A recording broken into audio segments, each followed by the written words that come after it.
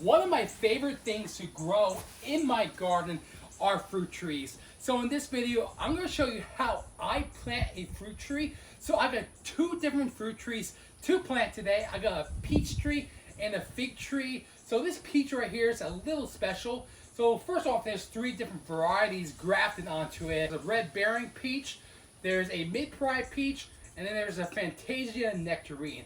So we're going to plant this peach tree today and show you guys how I plant a fruit tree and garden on. So I'll be planting these two fruit trees in one of my raised beds today. So raised beds are a good option if you can't dig in your ground. So I have a lot of utilities buried in my yard. So that's why gardening in a raised bed, whether it's some kind of seasonal plant or a fruit tree like what I'm doing today, you know, gardening in a raised bed is a great option.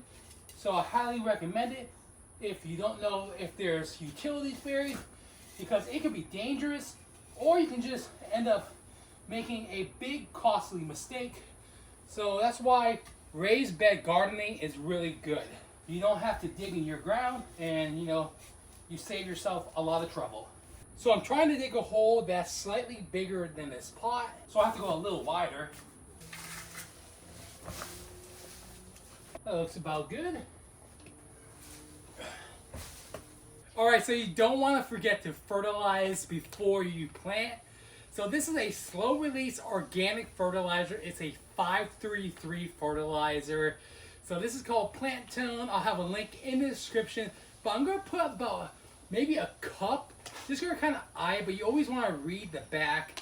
I think about a cup should be okay for what I'm planting today.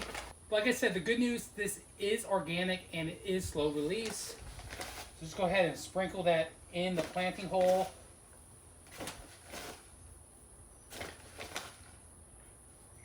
So as far as what kind of soil I use for my fruit trees, I like the soil from Heirloom Soils. They're a local company here in Houston. But if you can't find this particular brand, I will look for a soil that has leaf mold compost, traditional compost, worm castings, aged pine bark compost, and mycorrhiza. So those ingredients are going to help your tree grow nice and strong. So I'm going to put some of this soil in the planting hole as well. It also has expanded shell, which is a byproduct of the natural gas industry. So it's basically like little tiny rocks that they heat up to I think over 1,000 degrees, and it pops like popcorn, and it creates these little microscopic holes where water can just absorb into it. So then when you have a drought or you don't have as much water, that water's going to spread out from those rocks and help keep your soil nice and moist and hydrated. So it's a really good ingredient to help with water retention. That's why this soil is really good, because of all those ingredients I mentioned. So when I plant a tree, or any plant in general, I like to put the nursery pot in the hole, and then take my soil and fill in the edges. That way it creates like a puzzle piece, and it's the perfect planting hole size for what you're growing. So yeah, this is really good soil. I'll use it for a lot of my different types of fruit trees, especially my citrus too. I'll go ahead and fill some of that in. Get some of that native soil too that I already had in here. Press down.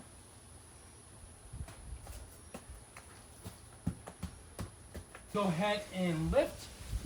A little heavy. And there's a perfect planting hole, a perfect puzzle piece for your fruit tree. So when you're growing fruit trees, there's two different options that you can go by. You can either choose a bare root tree, which is going to come with just the roots and no soil, or you can choose a potted tree, which is going to be more of a mature tree. But the potted trees like this one right here, they are more expensive, but the benefit of spending more money now is that you save time. So this tree is going to fruit a lot sooner than a bare roots tree. That's why I always like to just get a potted tree that's a little older and more mature than a bare roots tree, because with a bare roots tree, you're going to spend a lot more time and you're going to be waiting for fruit a lot longer than a tree like this. So when you're growing fruit trees, having good soil is one thing, but you can't just stop there. You're going to have to protect that soil. That's why it's important to have some kind of mulch so this soil can stay protected and stay hydrated and help prevent weeds from coming up too. So this is, they call it a compost, but pretty much what this is, it's not the best compost, but as a mulch, it's pretty good. So this is basically just composted wood products and mulch. So it's kind of like, I feel like it's imitating the forest floor, which is going to be good for fruit trees. So yeah, I'm using this composted mulch as a mulch. It's mainly just wood products. There's nothing really super nutritious in this compost because it's pretty much just mulch.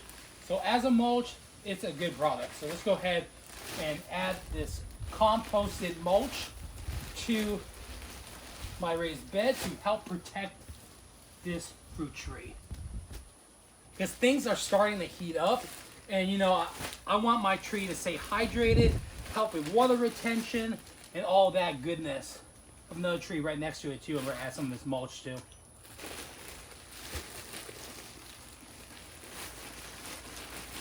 I think that looks pretty good. So I was at one of my favorite nurseries today, just planning on picking up that soil from Heirloom Soils, and then I saw this fig tree. So I wasn't planning on buying another fig tree, but fig trees are one of my favorite fruit trees to grow. This is my 5th fig tree in this small backyard garden, but I thought this tree right here was a little extra special because I saw the name and it was an Ischia fig.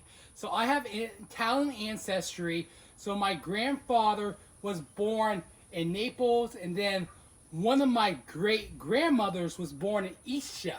So that's why I said, oh, I have to have this tree. Even though I don't know much about it, it's supposed to be like a jam-like consistency, have like a strawberry color. But because it was called an Ischia fig, I was like, oh, I want to add that to my garden too.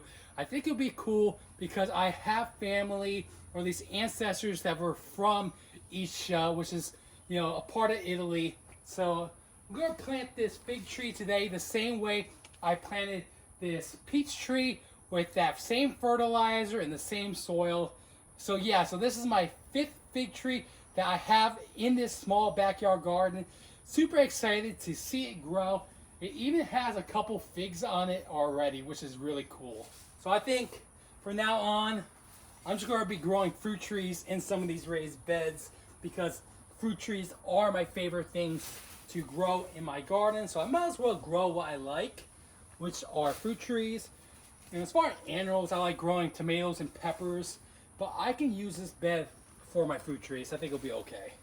I also have a video where I plant a bunch of fruit trees. I have a lot of fruit trees growing in containers, so I'll have some links in the description and some other videos about growing fruit trees. So this fig tree can get pretty large. I think I read 12 to 15 feet, so it's a pretty big fig tree, but I can always prune it so it doesn't get as tall, so I can be able to reach the fruit basically. Because when you have a super tall fruit tree, reaching the fruit can be difficult sometimes, but the way you can control that is with pruning. So let's add some of that fertilizer to this planting hole as well. Again, it's slow release, but you don't want to add too much. And I'm not kidding when I say this soil from Heirloom Soil is really good, but you can make a similar soil by finding similar ingredients that are local to you. Especially if you add that leaf mold compost, the composted pine bark, the expanded shell, worm castings. I have a whole list of everything that's in this soil. Break apart the root ball a little bit. Got it in there.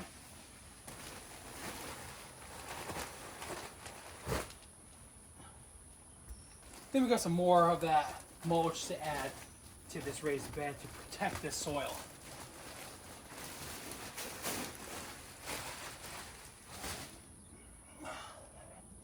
Spread it around too.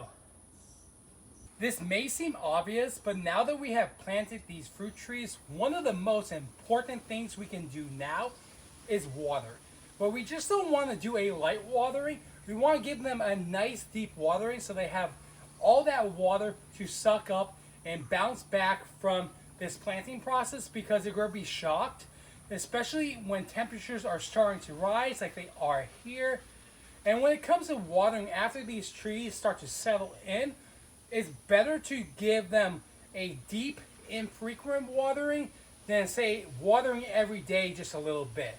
So remember to water deeply and infrequently. Basically wait for the soil to be dry and then do another deep watering. Alright guys, so like I said, I grow a lot of fruit trees and I'm super excited to watch these trees grow.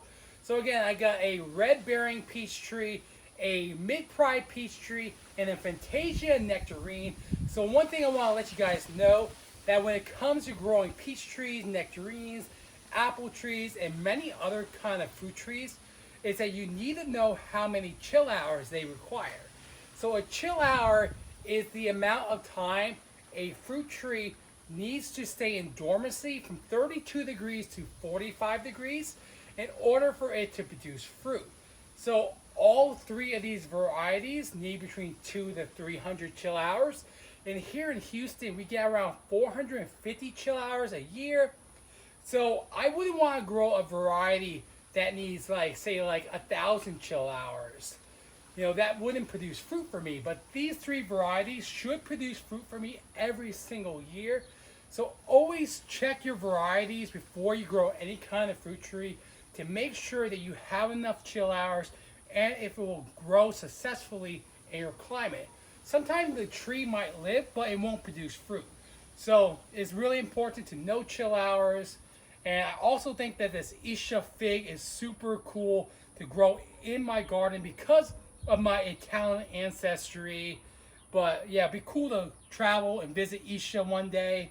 But if you found any information in this video helpful, please consider leaving a like and subscribing for more gardening videos. Till the next time, I'll catch you on the flip side of the garden. Thanks for watching.